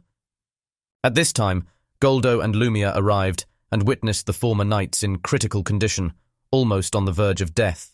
Lumia runs to hug her father, creating a rare, touching moment in the story. However, something unexpected happened when the two former knights still had some strength left to fight. They suspected that the sword that pierced his leg was due to the use of exchange magic. Immediately afterwards, the two vowed to make everyone related to the king suffer. Raisel and Goldo immediately told Lias to step back so they could demonstrate to these guys the power of the Mises Kingdom's knights. Raisel is unfazed by criminals who rely on magic like Barta. He then used his kingdom's royal sword art, the move Lightning Storm, to unleash a powerful attack. Barta felt that Raisel was looking down on him, so he immediately reminded him that thanks to receiving magical power from Satarks, he was no longer as useless as before. While speaking, Barta showed off some of his new strength, surprising everyone, because before he was just a weakling. Barta attacks Raisel, but Raisel still stood firm, leaving Barta unimpressed. However, that's just the beginning. Sting then rushed to attack Raisel, surprising him, making him unable to react. At this time, a flashback appeared, where Goldo offered Late some food, knowing he had skipped dinner the night before. Lias then reminded Late of the request to build something and asked how progress was being made. Late said he finished it and even made one for each person. He crafted a shoulder shield for Goldo, equipped with defensive magic. This shield is very suitable for Goldo's fighting style, helping him block enemy attacks. Its defensive power is equivalent to an impenetrable barrier. Goldo used his shield to block Sting's attack. At the same time, he reminded Razel that his opponent was much stronger, so he couldn't let his guard down like that anymore. Sting was surprised to see that Goldo was not injured despite taking a strong blow and was impressed with the shield's power. Bata immediately told Sting to shut up and declared that Goldo's shield would be useless against his magic. No matter how strong their defense equipment is, they still have to dodge and counterattack if they want to survive. Bata then launched a butterfly fragment attack against Lias, but the expression on Lias's face showed that he had a way to deal with it. It turns out that, before leaving on the mission, Late gave Lias an improved directional barrier for defense. Lias reassured the guards that they did not need to worry about him anymore, because he was now capable of protecting himself. Sting and Bata are stunned to see that Lias possesses a directional barrier, not just the normal one, but also a customized version. Lias then launched an attack at the traitor knights, which they quickly dodged. However, they were extremely surprised by Lias's attack, as it was the first time they had seen a directional barrier used to attack from the inside. This attack broke their formation, creating an opportunity for Razel to counterattack. Sting tried to use magic to stop Razel's uppercut, but was surprised when Razel passed through. He continued to deal fatal blows, completing the finishing attack. The weapon that Razel uses is a magical sword called Burning Ceremony, given by Late before performing the mission. This sword is forged from a burning tree and is said to be extremely powerful. However, it can only be used once, so Razel is advised to only use it when absolutely necessary. Before the mission, he used to lift it up and just considered it a normal stick, thinking that the so-called burning ceremony was just a joke. Before the quest began, Late told Razel that the wooden sword would awaken power within the wielder when ignited, but Razel didn't believe it, saying burning the sword wouldn't change anything. However, Razel's attack was not strong enough to kill Sting, and only a moment later, he recovered. Sting immediately swore that Razel would regret not killing him. At that moment, Bata asked Sting to shut up, and realized something was strange. He noticed that their opponents were not panicked by this ambush, showed no signs of fleeing, and were even very carefully prepared for the attack. Bata asked Sting to shut up. At that moment, Bata sensed that Satax was in danger. As it turned out, a huge explosion occurred, and the directional barrier protecting the kingdom was destroyed. Lias begins to wonder why there was such a big explosion, while Late was only assigned to quietly assassinate Satax. Unexpectedly, the ex-knights thought they did not need to check Satax's situation, guessing that their opponents were waiting for them to do so. Bata continues to emphasize that weak people like them do not need to worry about someone as strong as Satax. Meanwhile, Satax is sipping tea on his throne, knowing that there have been attacks on the kingdom, but not knowing who is behind it. However, he firmly believes that no one will be able to kill him easily. Late analyzed the barrier and realized that after each attack, it could only last for about 2 seconds. He immediately launched a new attack. Just before the attack hits, Satax recites a special protection spell. Reinforced the barrier and completely stopped Late's attack, creating a huge echo throughout the kingdom. At this time, Late realized that Satax had used the power of the long spell to strengthen the barrier. When Lias heard that deafening sound, he wondered if everything was going according to plan. The ex-knights smiled triumphantly and declared that it was clear their master's strength far exceeded expectations. The same thing happened to them. A different aura was surrounding them. Sting then activated his nail machine gun technique, firing a series of fierce attacks.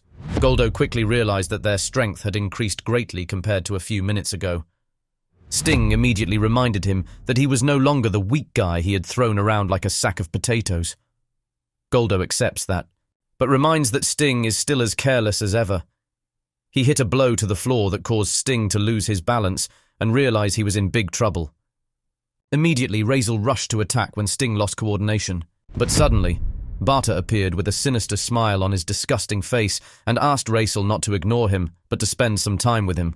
Razel rushed to attack Bata, but Bata quickly counterattacked with magic. He teased Razel, reminding him that Razel once declared that he would defeat him with the oh-so-royal swordsmanship. At that moment, Bata felt a slight cut on his face, making him doubt whether it was caused by Razel or not. What worried Bata even more was the fact that Razel was able to endure the entire match with a broken sword. Suddenly, Razel begins to transform into a Super Saiyan-like state, and Bata realizes there is something different about Razel's sword, as able to endure the entire match with a broken sword. At first, he thought it was a magic sword, but then discovered that Razel was coating the sword with a special ore. Razel declared that his feelings had not changed and that there was nothing to fear from a trash knight who only relied on magic. He also said that this time he will fight with all his might and without mercy. With the attacks Bata had received, he realized that Raisel had begun to master his attack style and was no longer a worthy opponent. GHT with all his might and without mercy. Bata arrogantly smiled disdainfully and then launched an attack, certain that it would defeat Raisel. But at that moment, the king used a directional shield to block the attack. He reminded Raisel that he had rushed too far forward and ordered all to retreat and regroup, because the enemy's strength has far exceeded expectations. However, they still had a chance to win if they used Late's items, so he told them to wait patiently. Raisel coldly stepped forward and told Lias in the nicest way possible that he should shut up, because playing it safe was not the best way to handle this situation. Raisel rushes forward and declares that he will not dishonor the kingdom of Mises any further. Bata sarcastically said that Raisel should obediently listen to Lias. He also asked both Raisel and the king to look behind them. The two observed a magical disaster descending towards Goldo, who was completely unaware of the danger. Lias shouted Goldo's name, but he was too far away to hear the warning. Without hesitation, both Raisel and the king rushed towards Goldo, but Raisel almost immediately overtook Lias in an attempt to save him. While running, Raisel begins to remember his recent failures, his failed practice match with Lati, and even when he couldn't detect the tracking spell that had been placed on him. Ent failures. His failed practice match with Lati. He blamed himself for missing so many opportunities and wondered if the months of training had any meaning. Okay, this is starting to get sad. Raisel feels this is the moment he can become a hero and save someone. He finally reached Goldo and jumped forward to block the attack. The magic pierced his chest, leaving a hole in his heart. Literally, row and save someone. The scene flashes back to the night before their departure at Late's house, when they are checking all the equipment they will use for this mission.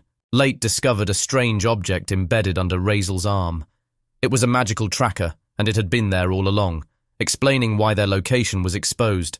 Raisel immediately apologized for letting this happen, and immediately tried to use his other hand to remove it. At that moment, Lias came up with an idea: leave the tracker intact under Raisel's arm. He suspects that the Satarks will send Bata and Sting to stop the assassination mission. Raisel should be ordered to sneak into the royal capital with this device. When Late is ready, their plan is to use the tracker to lure Bata and Sting away from the assassination site. Goldo and Raisel both warn that this is too dangerous a mission for a king to personally participate in. Lias replied that someone worthy of being king could not sacrifice others just to save his own life. He said while standing in an awkward position. He then ordered Lumia to stay with Goldo, but she immediately objected. The king asked Lumia to stop doing stupid things and reminded her of the danger of this mission. However, Lumia replied that it was because it was dangerous that she had to participate, as she did not want to be seen as a weak and useless princess if they succeeded in taking back the kingdom. The king and princess faced each other with cold eyes. After a while, the king finally gave in and allowed her to participate, but ordered Goldo that if the situation got worse, he must take Lumia away immediately. Back to reality, Raisel was lying on the ground, his body exhausted. While Lias and Goldo were still fighting, Lumia and her pet quickly poured level 2 potions on Raisel in hopes of saving him. However, his weak body did not react. With a weak voice, Raisel urged the princess to flee while she still could, and hopefully Late can handle the rest himself. Standing between the boundary of life and death, Raisel continued to torment himself for once again dishonoring the reputation of the Mises kingdom. But Lumia didn't care about that anymore. She just told him to rest. At that moment, Bata stepped forward slowly, advising Raisel to listen to the princess, because all efforts to resist now were meaningless. As soon as she heard Bata's voice, Lumia immediately turned her head back in fear. Lias and Goldo realized her situation and rushed to her aid. Meanwhile, Bata tells Raisel that although they were once classmates, he wonders why they both had such different fates. Bata held out his hand and asked Raisel to accept Satark's power, promising that he would gain strength many times greater than he currently has. Bata continued to persuade and incite Raisel to abandon the king and princess, believing that they were just a burden that was preventing him from reaching his ultimate potential. Meanwhile, Late was still trying to break through Satark's barrier but failed, because Satark used a long spell. A type of magic so complex that just 5 letters would be enough to make a skilled magician struggle. Late realized that Satark was on a completely different level. He decided to move on to the next plan. Attack with the 3rd assassination weapon, a custom-made magical dreadnought missile. This rocket is too heavy to fly without assistance due to the large amount of magical explosives it contains. Even if Satark used a magical barrier with a 10-word chant, he couldn't resist. And now, the missiles were coming, aiming straight at Satark. Satark felt the power of the incoming attack and knew he had to upgrade his defenses. He secreted a magical fluid from his mouth and began chanting a spell with 12 words. The missile hit the barrier, but Satark's barrier remained standing, leaving Late stunned because he couldn't believe that someone could chant such a long spell. Even the strongest magicians in VLO cannot accomplish this. However, Late still showed a sinister smile, realizing that he needed to use his last resort immediately. Meanwhile, we thought Russell would accept Barta's offer. But he made a sign of refusal and declared that he was a royal knight and was willing to dedicate his strength and future to the royal family. Hearing that, Barta was disappointed and sarcastically said that Racel was no different from ordinary puppets and would sooner or later become the foundation for their greatness. Lumia became angry when she heard Barta call the people he brainwashed as soulless puppets. Racel tried to stand up to save the princess because he felt there was danger, but he immediately fell to the ground, face down with a very serious expression. Lumia asked Barta what he gained from mistreating the people like that. Immediately after that, we see Barta slap Lumia hard in the face. However, that was not his original intention, as he intended to kill her right then and there, but for some reason, he hesitated when their eyes met. Barta also said that Lumia's small body suddenly looked huge in his eyes. Lumia clenched her fists, and suddenly Goldo and Lias were thrown into the wall by Sting, causing Lumia to scream in worry for her father. Goldo told the king and princess to step back because he felt a strong magical energy from Sting. Sting stepped forward with a different murderous aura than before and asked Barta why he hadn't finished them off yet. Barta apologized, saying he lost his temper. At that moment, a dark shadow emerged from Sting's body. It reminds me that Sting once said he lost his temper, then turned to question Barta about whether his loyalty to Lurus Marus was wavering. Barta recognized the voice as belonging to Satarx and tried to explain the situation, but he was immediately told to shut up. Satarx went on to call both Sting and Barta useless trash of the old Mysis kingdom for losing their temper when confronting a former teammate. At that moment, dark magic from Satarx descended upon the two, intending to burn their lives into offensive magic. He said that at the very least, their lives would be beneficial. Sting and Barta's sacrifice created a hybrid magic known as Spiral Requiem. However, Satarx was still dissatisfied and scoffed that this was the weak result of a useless sacrifice. The giant Spiral Requiem was launched straight at them, but Goldo was able to block the attack in time. He asked King Lias to quickly flee because he could not resist any longer. However, Lias replied that he shouldn't be silly because he obviously wouldn't run away in a dangerous situation like this. Goldo didn't like that answer, but reluctantly agreed. Lias then tells Lumia to take Russell away from the battlefield. However, like father, like son, Lumia was stubborn and refused to leave. At this point, Goldo accepted his fate, feeling like everything was over. He began to thank Lias, like a sick person about to die. But Lias advised him not to give up too soon and expressed disgust at the way Satarx treated his subordinates. If the situation continues, not only will Satarx's lives be burned as fuel for magic, but they would also die as monster prey before that happened. Lias only has hope that they can counterattack strongly to balance the match. At that moment, Racel suddenly gathered enough strength to stand up, clutching the burning ceremony sword with a lifeless, deadly look in his eyes. Lias immediately told him not to act recklessly because his wound had just recovered. Racel resolutely replied that he had caused this situation, so he had the responsibility to resolve it, even if it cost him his life. He vowed not to die until his enemies were destroyed. Racel's last hope was to believe in Late's words, that the burning ceremony sword was not just a simple staff, but a powerful weapon. Racel shouted, "Burning ceremony!" And as soon as the word escaped, a huge explosion of fire broke out, causing all the witnesses to gasp as they watched. The small staff that Racel held before had now transformed into a giant flaming sword. The special techniques and characteristics of the sword immediately appeared in his mind. This transformation gave Razel more confidence, making him believe that he could actually win this battle. Lias says he will protect Lumia and tells Goldo and Racel to focus on the main target. Razel's lifeless eyes now showed that he was ready to end it all. He jumped into the air and performed Macy's Kingdom Imperial Sword Art, the move glittering binary star. Satarx now used Sting as a vessel for his attack, so Raisel's move did not directly affect Satarx but only targeted Sting. Immediately afterwards, a giant hole appeared in the sky, from which brilliant light poured down.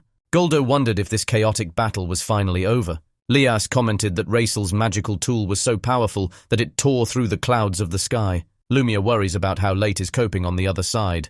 Suddenly, Raisel shouted loudly, telling the princess to look behind. Before she could turn around, a brainwashed civilian stabbed her in the chest, right between her two melons. The strange thing is that Lumia doesn't feel any pain. She just stood there, looking at the knife stuck in her chest, shocking everyone. Suddenly, a shot rang out from her chest, hitting the senseless civilian. It turns out that it is a magical gun controlled by a magical entity created by Late. Lumia was still shocked when she realized that she had just killed someone, and the starting point of the shot was her chest.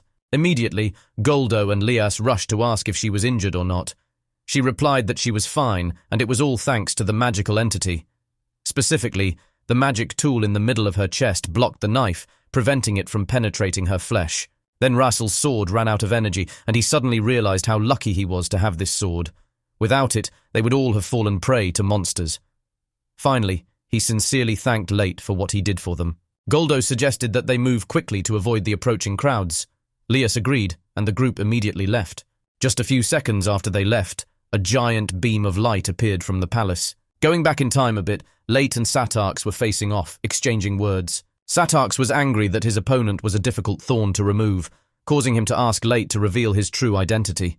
However, Late coldly replied that it was still too early for them to officially meet. Satarx insisted that he must fulfill Masura Zul's great wish, and there's no time to waste with losers like Late. This made Late pay attention to the detail that, when Satarx mentioned the god, he used his real name Masura Zul instead of Lura's Mars. This implies that Satarx knows the true identity of the god he worships. Then, a large explosion rang out, and Satarx assumed it was Sting and Barta's fusion magic that had been activated. However, he realized that its power was not as strong as expected, but was still effective enough to create a great impact. Satarx thinks they have defeated Lias, so he just needs to eliminate the person who helped King Lias and everything will be over. But before he could finish his sentence, he saw a giant hole in the sky and could no longer feel Barta and Sting's magic. He panicked and asked himself, "What the hell is going on?" At that moment, Late launched a new attack. Satarx thought it was similar to the previous attacks and could be easily defended, but he did not expect that his fingers would begin to rot because of the soul spell. Late's trump card. This is the strongest assassination spell, able to defeat any magician, called Soul Destroyer. Satarx's body gradually decomposed. He continuously chanted spells to save himself, but to no avail. This spell is activated by the resonance of many magic stones, creating a special frequency that destroys the soul. No matter how strong Satarx's magical barrier is, it is impossible to resist it. No magician can strengthen their soul, their source of life, because no spell can protect the soul. But despite all the harsh truths, Satarx still refused to accept that he had failed. He continued chanting, even when soul destruction was fully activated. Satarx was not dead, but was kneeling with several body parts missing. Observing the missing limbs and strange magic surrounding the Satarx, Late suddenly realized that what Satarx was chanting was not an ordinary spell, but a ritual. He offered his eyes and arms to Masura Zul in exchange for the protection of his soul. This magic is completely strange to Late because it does not exist in Vlo, even surpassing all normal magic. When a strong wind sweeps through, Satarx reappeared, without eyes or limbs. King Lias and the others are chased by brainwashed citizens, forced to flee.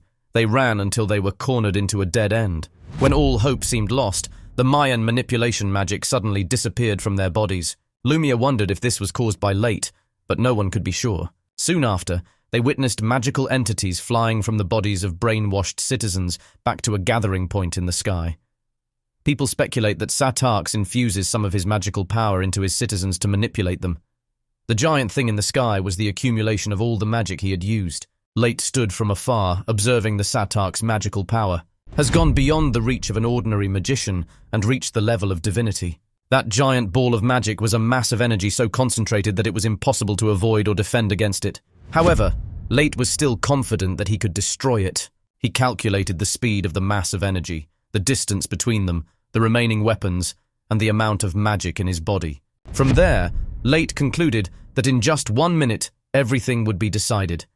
He turned to tell Satarx to continue, and then activated his secret weapon. Satarx, sensing that this opponent would pose a terrible threat to Moca Recap, used the triple monkey golem technique, summoning 3 giant magical minions to take down Late. Thunder and lightning exploded in the midst of the chaotic battle as the two rushed at each other with all their might, because they knew that this would be the decisive blow of the match. A few seconds later, a giant explosion rang out. With less than a second left on the clock, Late stood there, victorious and declaring his mission complete with a sharp needle in his hand. He immediately contacted the team, reporting that Satarx had been successfully assassinated. All were happy to hear this news, and Lias expressed his sincere thanks, promising to repay Late for the success of this mission. Lias also added that he would take care of the rest and asked Late not to worry anymore. Looking back, Late thought this would be a simple task, but facing a strong opponent like Satarx after only 6 days of setting foot in this world made him surprised. The tool Late used to defeat Satarx was an ultra-thin needle, less than 0.2 millimeters in diameter. But the surprising thing is that the needle is laced with the strongest and most aggressive poison, a poison that cannot be removed no matter how hard you try. Satarx was so focused on Late's flowery attacks that he didn't realize that he had been secretly stabbed by Late with a poisonous needle according to the original plan. Late said that even though Satarx was 1,000 times stronger than before, he was still useless. Since accepting Goddess Misa's request to destroy Moca Recap and the Satarx, and before, he was still useless. The first person on the assassination list, Late had to face countless difficulties. Satarx are an extremely powerful opponent, able to cast spells of over a dozen words long. No mage Late knew of had ever been able to resist soul spells as Satarx did. Late clearly understood that if Satarx had somehow avoided the sting of the poisonous needle, he would have been the loser. However, Late also admitted that if it weren't for the request of Goddess Misa's, he probably would never have had the opportunity to experience such an interesting assassination mission. Late felt grateful to the goddess for throwing him into such an interesting world. A few days later, Late and Recap faced each other in confusion. This meeting was mainly for Recap to express his gratitude to Late for all he had done. He announced that the royal family would provide adequate compensation for the assassination mission and officially recognize the mission as completed, getting him into such an interesting world. Recap also bowed his head and apologized to Late for the disrespectful attitude he had shown during the time the two worked together. At the same time, he also thanked Late again for everything he did. Late was quite surprised by this action, because he knew Recap was a bitter and petty person. But now, it seems Recap has changed. Before Recap left, Late gave him a new sword.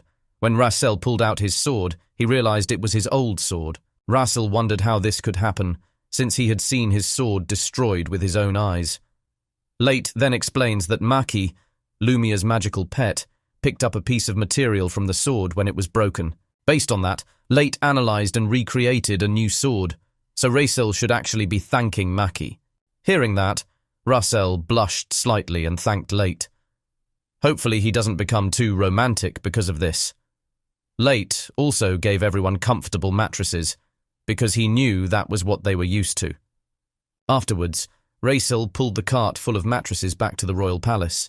Meanwhile, Late had plans to completely destroy the evil god Moca Recap. Since he still had some time left, he wanted to take advantage of it to improve his equipment. However, he decided to start things slowly, putting his plan into action in a deliberate way.